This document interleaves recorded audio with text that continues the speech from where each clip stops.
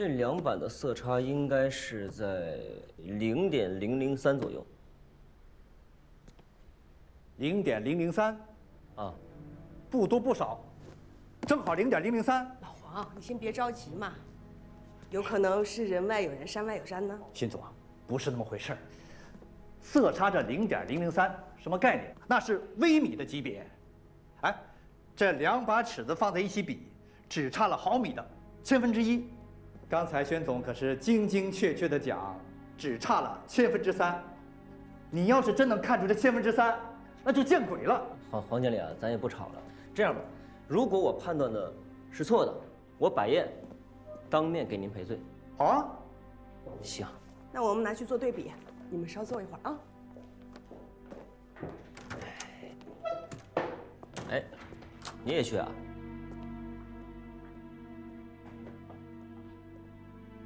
坐啊。哎，啊，你有谱吗？你要是丢人的话，你可别带上我，行吗？不是，我在你眼里就这么不靠谱吗？有过谱吗你？两本色差只有0.003，怎么可能啊？用数据说话。结果出来了，什么结果？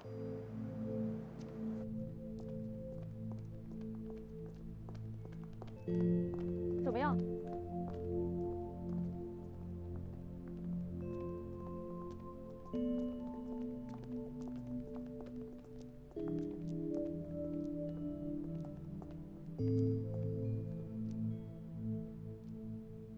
看来我得拜你当师傅了。师傅，哎呦，黄经理，我这都是假把式，您的老技术、老经验才值得我来多学习。后生可畏啊！结果出来了，什么结果？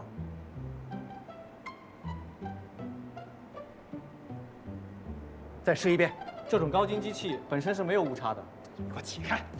没有误差。结果还是0.003。你们也都看出来了吧？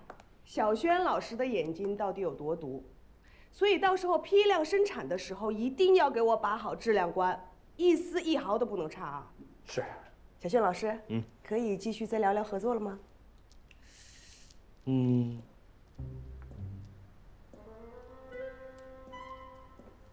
来吧，咱们继续。来，请坐。老轩，啊，老轩，啊，林姑娘上回说的那个宣纸笔记本的事儿成了。哦，人家大雅斋先订了1吨的净皮，钱都到账了，说了1个月以后还得订1吨呢。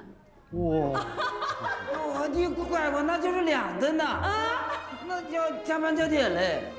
哎，有钱赚贪神累，不是有脑子有毛病吧？就是嘛，生意好了，加班加点我们也开心的呀。咱们就抓紧时间干就是了。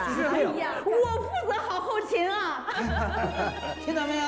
晚上把你那个手机给我收起来，好好唠纸。哎呀，晓得了呀，你把那烟也收起来啊。加班加点啊，可以。不过你们啊，得给我配副老花镜。行，到时候我给你配一副那个明星戴的蛤蟆镜。那我不成了乌龙山剿匪记里的头尾头子田大宝啊？哎，我看看吧。哎，你别说挺像啊，如站着的吧？哎。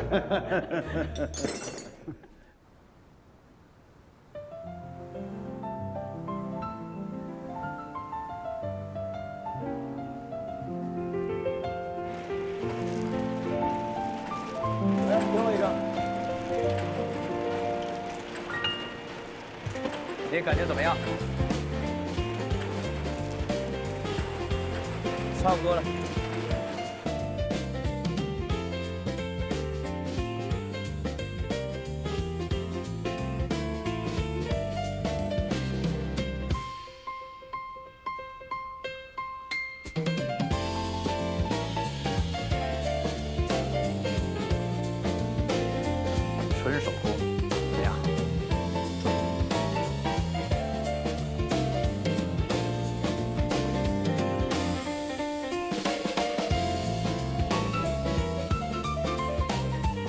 这个讲究的是齐了，没问题吧？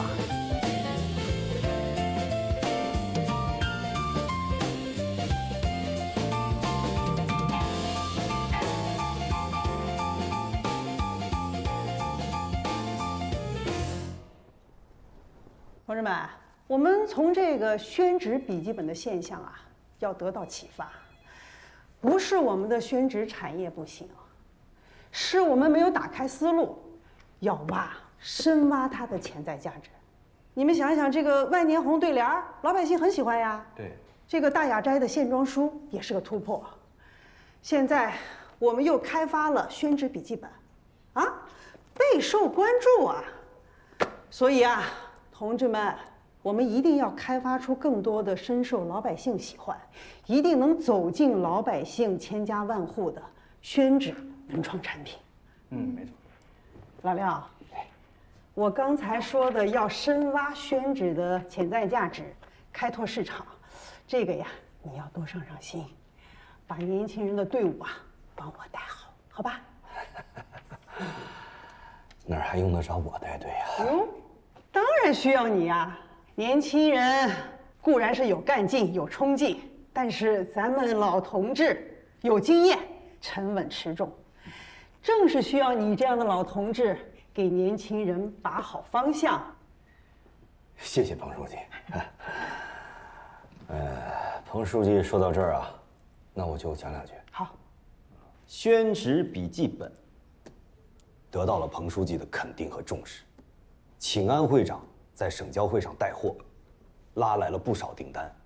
我希望啊，大家要客观看待这个事实，希望大家清楚，这只是一个不可复制的个案。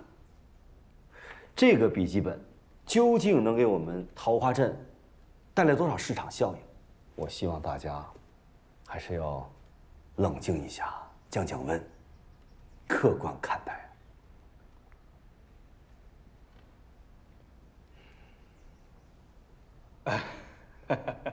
廖主任就喜欢当黑脸包公啊，是咱们镇上出了名的编外纪检委啊，讲的都对啊，不能妄自尊大，但是也不能妄自菲薄哦。对，我们一定要实事求是。彭书记说的对，说到实事求是啊，彭书记，那我就实话实说。好。笔记本这个事情，在经办过程中，暴露的问题也不少。哦，那你说说看。笔记本的单子接了不少，都给了宣家，别的厂有没有意见？宣纸笔记本是宣言的原创设计，它对品质的要求非常高，所以它目前只授权给了大雅斋，别的厂做不了。这个话你跟我讲可以，你跟其他厂的老板讲不过去。但现在的问题是，如果宣言不授权、不认可，那别的厂就是做不了。客户是我们的安会长，一番苦心拉来的，为了谁呀？是为了我们泾县桃花镇整个宣纸企业，而不是为了宣家，更不可能让宣言讲了算。如果别的厂做出来的质量不行，那大雅斋也不会接受。宣言他肯定有私心啊，你这话讲出去怎么服众？林然，要平衡好、协调好各方面的关系，让大家都无话可说，这是你要做的工作，而不是在这里跟我抬杠。我不是抬杠，协会里有些厂子习惯了偷工减料、以次充好，这单子分出去了，如果他们做出来出现的质量问题，你怎么跟上级领导交代呀？桃花镇宣纸产业的形象，不就是被这些人给败坏的？林依然，注意你的措辞。我觉得廖主任刚才说的有道理啊，你要高度重视，好好的总结一下啊。廖主任是你的直属领导，他说什么你就听什么。你当着彭书记面顶他，你再对都不对。那都是为了工作，有什么话不能说呀？你讲了有负面效果，还不如不讲。得了呗，我又错了。那我明天给他道歉总行了吧？主要是罗副镇长之前在他手下，后来越过他进了班子，成了他的上司。你现在这样做，在他眼里就跟罗副镇长是一样的人。怪不得呢，怪不得他一直说我心急什么的。是啊。廖主任，来，李然。哦。彭书记发话，叫你修改调整。不是廖主任，查廖。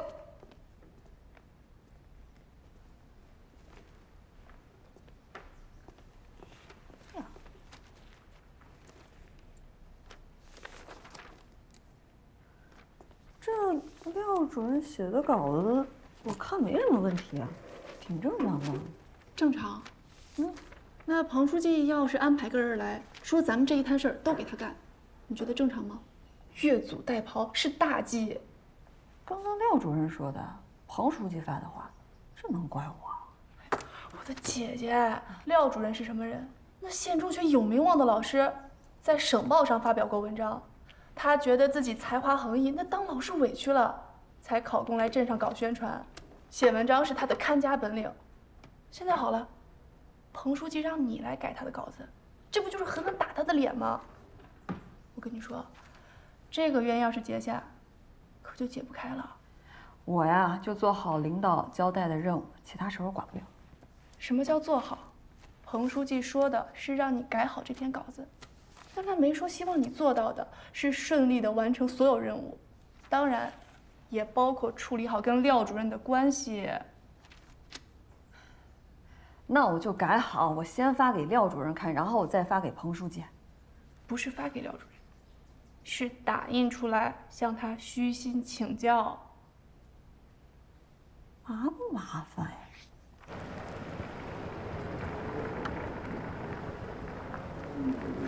哎，外卖到了啊，接一下外卖来。外卖，你的外卖，接一下外卖。哎，是不是你的外卖？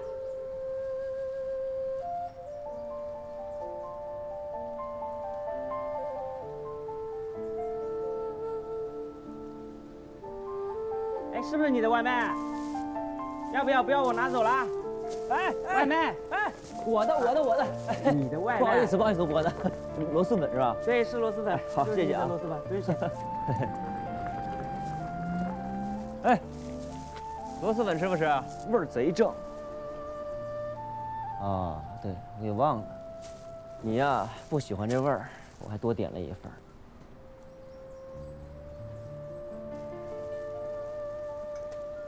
哎，我那茶碗呢？我用一下你鉴赏啊！不行，雪岩，不行啊，雪岩，你那太臭了，不行。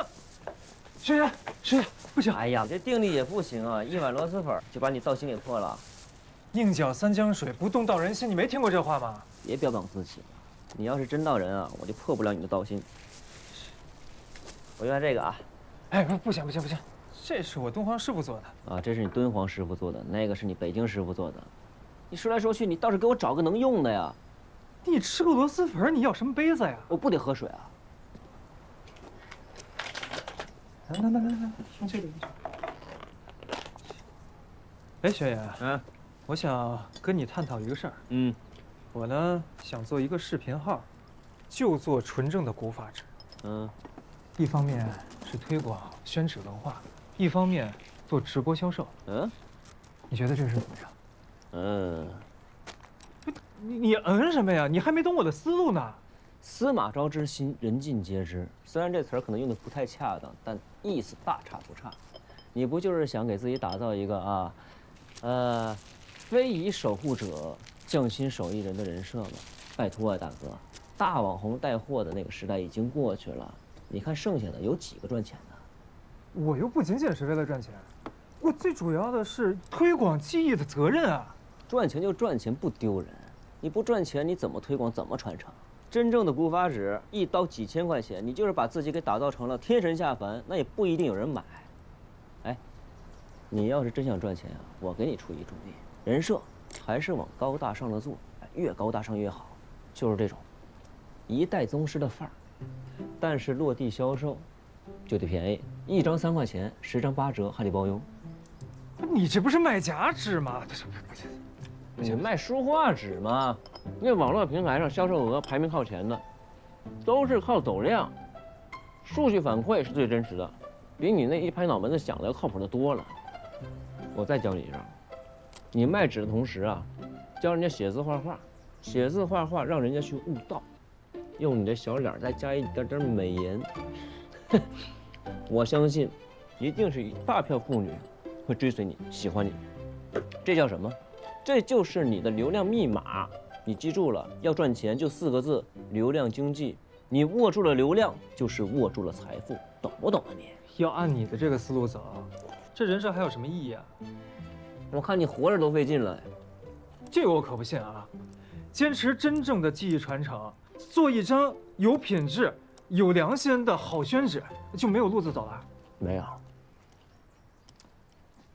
这个世界上一定会有一小批人会为了一张好纸，会为了情怀买单的。这个还真有，1个月出不了2单。你师傅我爹。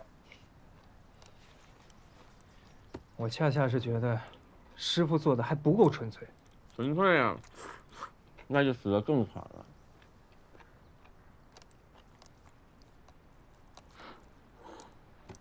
我算是明白了，传统宣纸到了你手上，必定会消亡。你错了，传统宣纸就算是要消亡了，也绝不会是在我这儿。我做的那是浴火重生、凤凰涅槃、枯木逢春。你再补一句，才疏学浅。你不也补不上？那老话说得好，你不给我倒点水。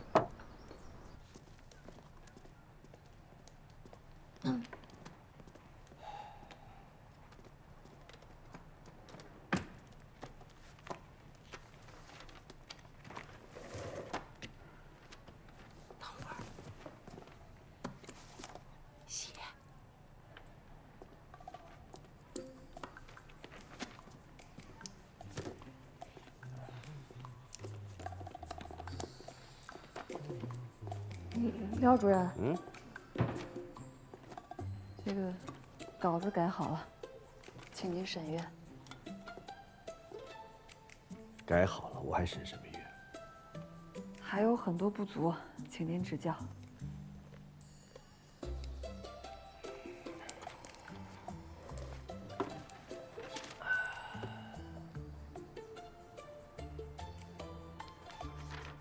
你这叫改好了吗？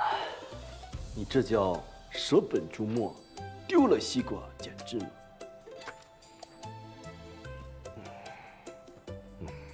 那请廖主任告诉我有什么问题，然后我再修改。到处都是问题，满纸荒唐言。镇领导的高站位体现在哪里？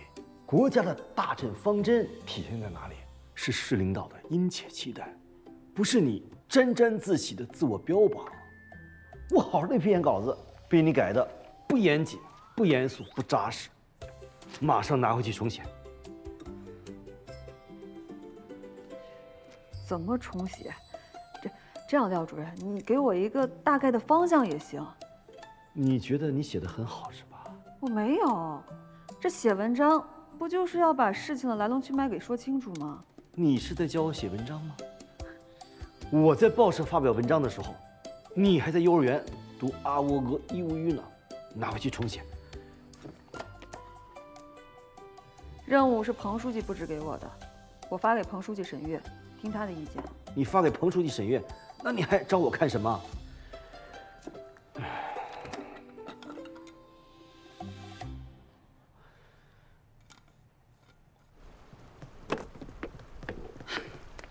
平时我怎么教你的？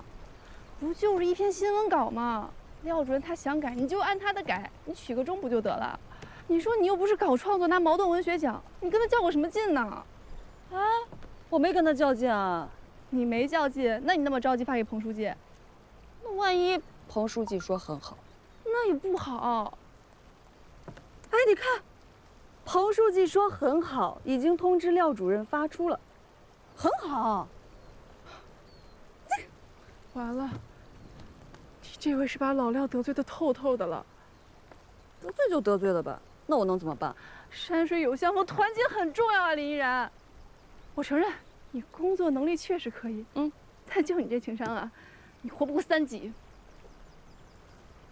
其实我跟你说呀，我在办公室的时候呢，我就已经想好要怎么办，哎，但是我就是不做，我气死他。林依然，你没救了！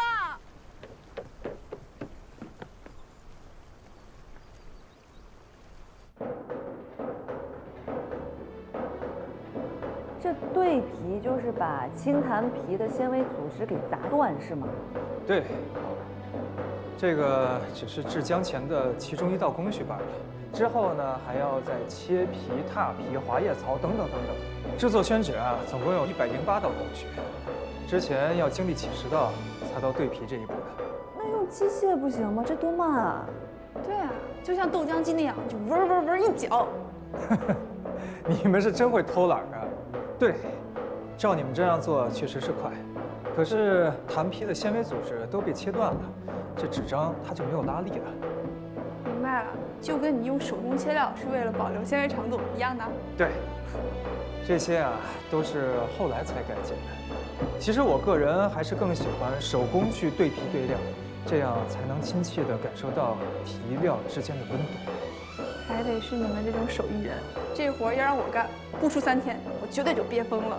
哎，快看，看这像不像笋干啊？这么好笑。我之前做古法修复的老师经常跟我念叨：3代遗规，尽在工匠，宁可手拙，也不能投机取巧。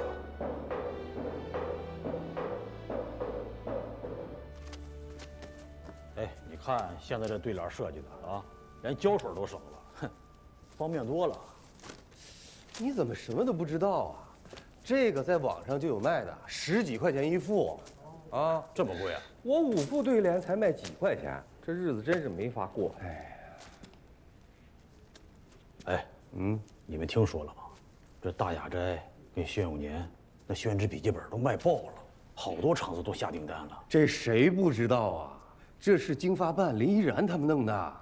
我还知道彭书记都帮着在宣传这事儿。乡镇扶持民营企业，不能光扶持他们俩呀，咱们吃什么呀？这政府也不是宣家开的呀，那咱们是不是应该都分点啊？这事儿啊，得找肖总向彭书记反映反映。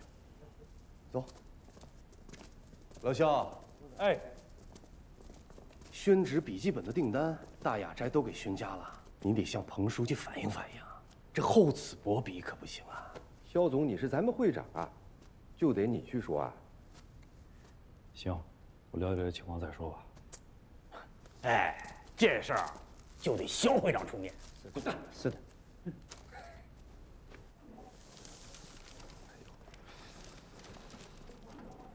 品质高就是不一样啊。钱师傅，哎，你看看，怎么有点泡沫呢？成品不能有一丝的瑕疵。那我去跟印刷车间说，这一批我一会儿把它挑出来都废掉。赶紧去。辛总对于产品的质量把控是真严格呀，这一点值得我学习啊。你不是来找我学习的吧？你有事儿，直说。好，彭书记不是把会务笔记本的单子都分配到你这儿来了吗？我那儿呢，有几个小老板的朋友，他们也想分一点做做。我去找书记了，彭书记让我来找你商量商量，所以我今天来，一呢是向你学习，二呢也是想恳请您能够体恤一下大家。您吃肉，让他们喝口汤就行，单子不用多，一点就好。你们顿顿大酒大肉的时候，也没先分我一个。哎呦，这话可不能这么讲，辛总，我们要顿顿大酒大肉，那不是还好了吗？是吧？其实你别误会啊，不是说我们不想分你单子，确实是我们这单子太小，我怕你这大公司瞧不上。这样，今天晚上呢，我做东，请你品尝一下我们桃花镇最地道的土菜，然后我再找几个朋友陪你喝2杯啊。这样你先忙，我呢现在就去订房间，订好了给你打电话啊。哎，肖总，肖总啊，饭呢就不必要吃了。但是有一点我必须要跟你说清楚啊，你说。我这个人呢，不在意单子的大小，但是我在意产品的品质。我厂子的口号就是没有品质就没有企业的明天。所有的产品还要经过初检、复检、抽检，这一点他们能做到吗？辛总，你要不要再考虑一下？肖总，确实是不好意思，这个单子我不能分。哎，怎么一说工作你就那么认真呢？不，他工作认真是对的。师傅，刚才的那一批产品确确实实不能用啊。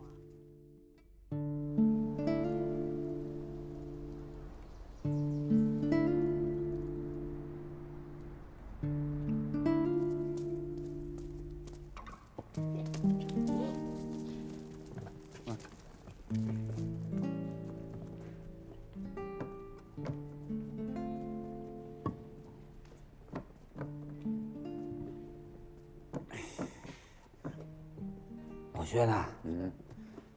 这笔记本的买卖呀，好做着呢。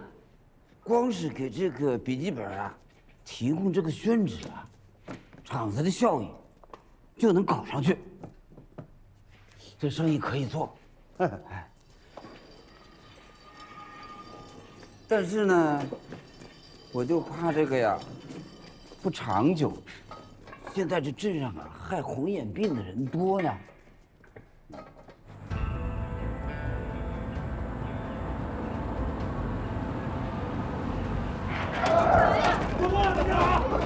我们今天一定要有一个说法，彭书记评评理啊！各位老板，都过来，都集合啊！我们今天一定要有一个说法，小彭书记。不好了，不好了！25个那些职行老板们找来了，好多人，我感觉他们要闹事儿。我讲什么？你不是能吗？我看你现在怎么办？该怎么办就怎么办。我看你硬到什么时候？主任，你先别说他了。依然，小明找过你没有？他没找过我，找过宣言，让他授权给宣纸协会，宣言没同意。你跟宣言说，让他分一部分订单出来给宣纸协会。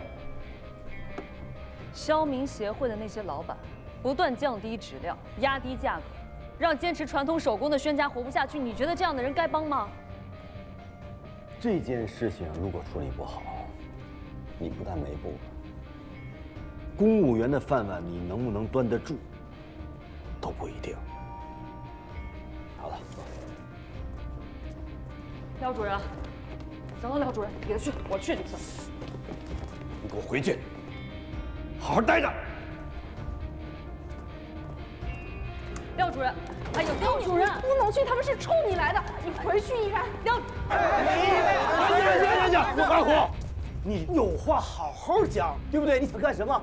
冲动是魔鬼啊！大家啊，先冷静冷静。你一句我一句，大家这么大声嚷嚷，怎么能解决问题呢？咱们呢，一会儿到会议室，咱们坐下来好好聊。这笔记本的事儿是雷依然干的，你让雷依然出来给我们个说法的。对，让雷依然出来！我在这儿呢。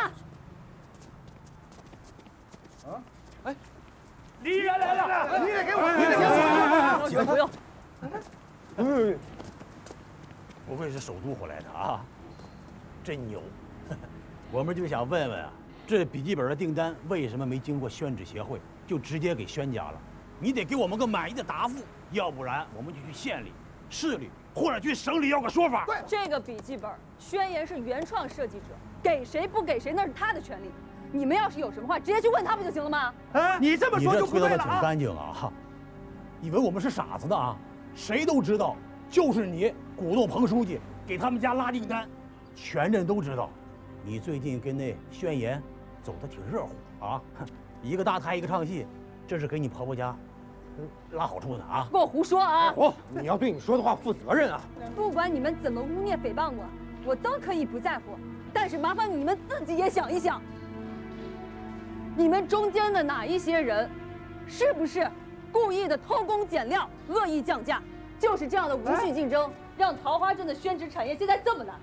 桃花镇的很多宣纸厂，都是祖先几百年前传承下来的。你们的祖先给你们留下这么好的饭碗，你们呢？你们给你们子孙后代又留下什么了呢？哎，你把这话说清楚啊！谁偷工减料？谁无序竞争了？谁？你说谁？你说谁？啊！这个各位啊，都冷静一下。待会儿呢，我们上会议室，我们细聊啊。老薛，老薛，那个二虎跑到镇上闹事儿去了，到处跟人讲林一山护着咱们轩家。老朱，把这弄着，我们走。啊，彭书记现在就在县政府被领导骂，他打电话来说，今天的事情必须妥善解决，如果事态发酵，相关责任人谁都跑不掉。这回真完了。李然，这件事情如果你不处理好，你就彻底没补了。廖主任，我知道你觉得我做事情爱出风头，想争取进步，想往上爬，但是我真的没有。我只是觉得一件事情如果能做好，就做到最好，对得起大家，对得起自己，那就没有错。谁啊？我。你向明打电话了吗？打电话？打什么电话？肖明给彭书记打电话，说自己掌控不了事态了，向组织上请辞呢。他就是在装蒜，这件事情他有责任。不行，这事儿不能再拖了。彭书记不在，我来主持工作。哎，都坐，都坐，都坐。马上联系宣言、欣然，还有肖明都叫过来，马上研究怎么给大家分订单。今天无论如何，也得研究出来一个让各方都满意的结果。二虎他们吵来吵去，无非一个例子，宣言分些单子给他们，不就什么事都没有了吗？李然，你给宣言打个电话。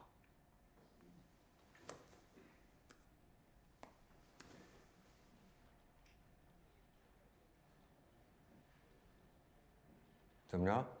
不接？我刚才给他打电话，他就不接。宣言什么意思？想独吃独占呢？这一到关键时候就缩了。宣言这个不靠谱的，关键是个掉链子。算了吧，他对技术那么严谨，怎么可能把订单分给二虎他们呢？那他也不能什么都不管，都要你扛着吧？依然，可能要委屈一下你，你去给他们道个歉吧，先把他们情绪给稳住。事情可以一步一步解决。但今天无论如何也不能再激发出更大的矛盾了。我觉得事情发展到这一步已经没什么可考虑的了。县里的领导对这件事情高度重视，如果今天一个解决不好，在座的所有人都要担责，包括彭书记，谁担得起呀？订单给谁不给谁，只要宣言和欣然同意，我没什么意见。但是这件事情我没有做错，所以我不能道歉。胡闹，这不胡闹吗？现在是你犟的时候吗？我没有犟，这是我的原则。廖主任，廖主任，你，我支持李依然，不道歉。哎，廖主任，他不知道后果，你也不知道啊，你也跟着他个原则。是李依然是说了有些人偷工减料、无序竞争，可他说谁了吗？给谁道歉？他说的这些现象，在桃花镇是不是事实？有什么歉可道？你不能这样啊，师傅！我不是你师傅。凡事得有个是非曲直。他是我的手下，他有错，我不包庇他；他没错，我凭什么让人欺负他？哎，这不是说谁欺负谁的问题。今天这事儿非同小可呀！二虎他们今天拿不着想要的答案，他们就得往市里告，往省里告。这事情闹大了，谁能跑得了？师傅，你不想争取进步，行。我跟你不一样啊，我一没背景，二没资本，我混到今天这步我不容易。不容易，也不能黑白不分。不容易，也不能折了筋骨。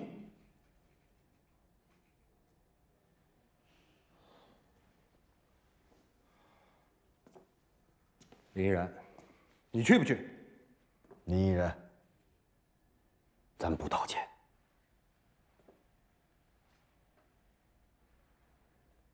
罗副镇长，哎，罗副镇长，宣老爷子和宣言来了。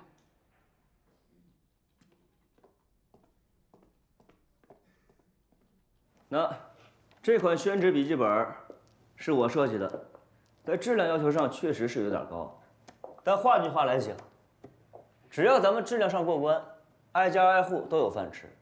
但凡有一家这质量上不过关，马上就得黄了。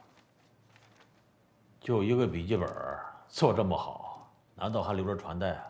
就是啊。哎呀，还能流芳百世，成为古董啊！啊，笑话！二虎哥，咱们讲道理，别抬杠。再怎么说，咱们造纸的也算是半个文化人吧，别拿无知当无畏。按理讲，这是我设计的，我有权利决定给谁不给谁。但是今天在座的都是我叔伯辈儿的，有些话还得让我家老爷子跟大家讲讲。我今天跑这儿来就说3句话，说完我就走。第一句就是宣纸做的这个笔记本啊，有谁愿意做，平均给大家分了。第二句呢，可以分，但是不能砸了牌子，对不起老祖宗。在这一点上，我宣永年看得很重，我也希望大家看得很重。再就是绝不能对不起彭书记和林依然，人家付出的一番苦心。二虎，我知道你祖上在晚清民国的时候，那可是风光了好几年的呀，把纸社做到上海、广州、香港和东南亚。我们宣家和你们家都有兄弟之盟，而且相互扶持。我们都是吃了老祖先赏的一碗饭，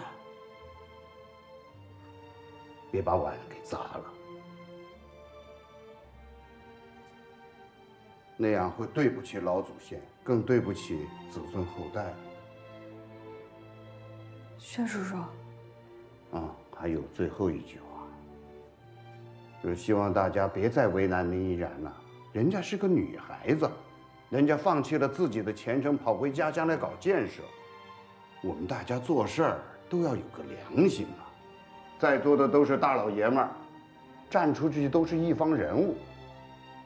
把自己的活儿干好，别丢了桃花镇的脸，比什么都重要。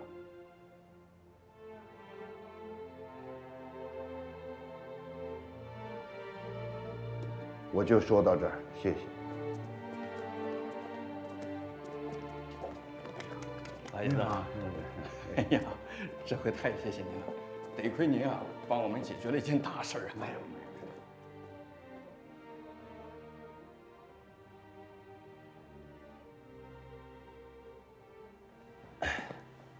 二虎哥，等把这活干完了，你也能少干点缺德事儿。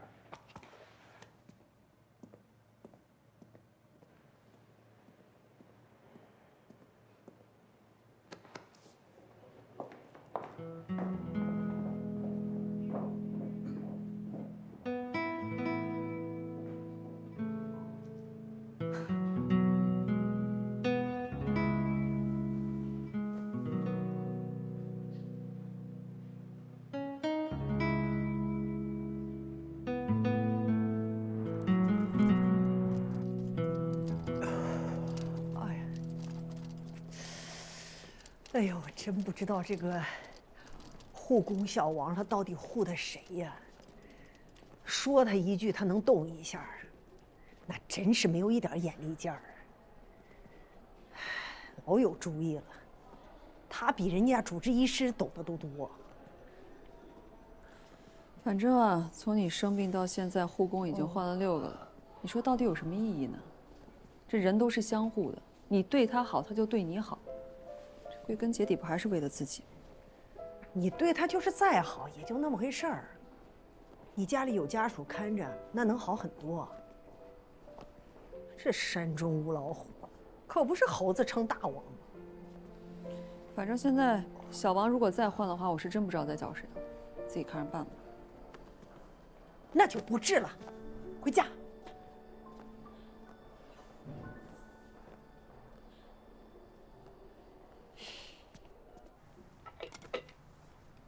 不是要我说，师傅啊，就是太好讲话。给我的话，你们爱谁闹谁闹去。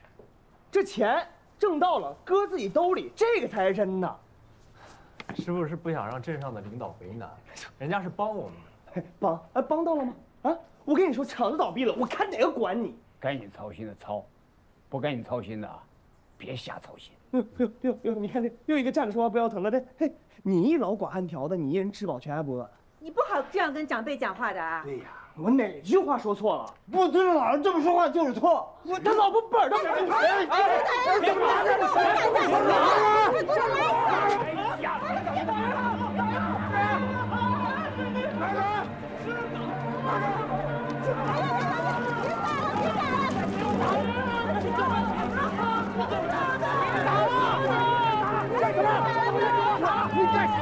你演戏是吧？啊，你演戏是吧？农家们，啊，你过一边去，过一边去！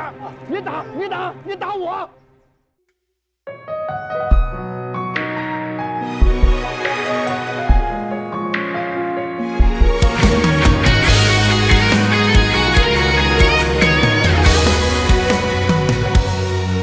一张薄薄的宣纸，承载千年的底蕴，祖辈传承着记忆，一脉金揣一成戏。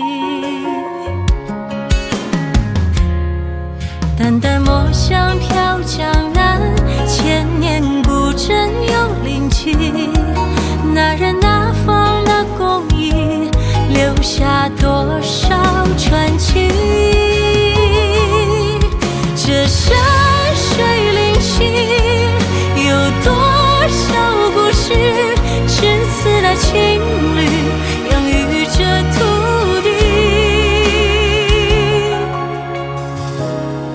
地，养育着土地。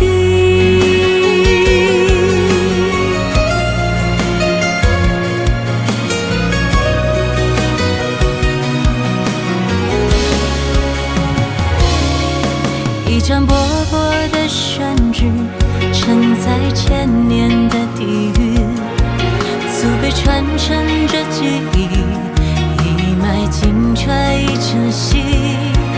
纸上阡陌写丹青，方寸之间有真气。愿以世间多风情。